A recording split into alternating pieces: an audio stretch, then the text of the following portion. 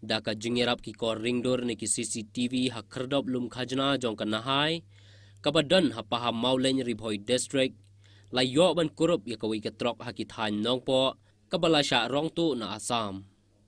Ka khubor balayo lum, layathu baki runar kila rong tu ya ketika trok dumper, kabadan ya registration number AS01EC, Laiway Praiway, na Bihar Bari Petrol Pom Hasor Guati, haka step perngap jong ka khasan tarik jeliu.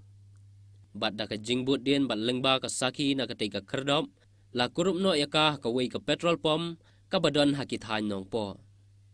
Bat la kenoru baki runar kila penkela yau number ketika trok, syaka ML khat R, iwei R saw R.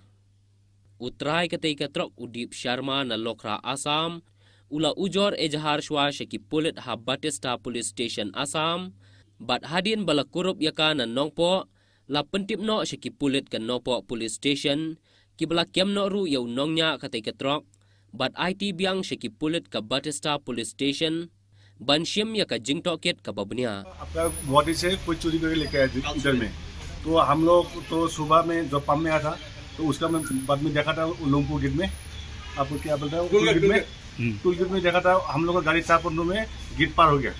तो उसके बाद में आके पुलिस को हम लोग प्रॉब्लम किया था, प्रॉब्लम करके उसके बाद में GPS था हम लोग का, जहाँ में GPS देख रहा था वो जगह में गाड़ी नहीं है। फिर हम लोग क्या किया, पूरा काम पशु आज मतलब पूरा ढूंढा, शिलोंग में काका में पूरा ढूंढा हम लोग।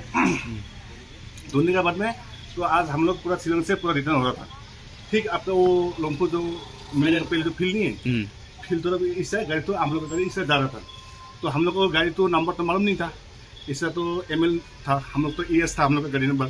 तो देखा था उधर में, तो आगे में हम लोग का एक तो स्टिकर है, तो वो स्टिकर देखे है कि नहीं, हम लोग पूरा गाड़ी पीछे किया, जाके गाड़ी के सामने में जाके देखते हैं हम लोग का गाड़ी ऑटो गाड़ी वो नंबर नहीं है, गाड़ी रुका था, जब सामने में गया था तब देखा है स्टिकर के नीचे में हम लोग का नंबर था और दूसरा नंबर अलग था।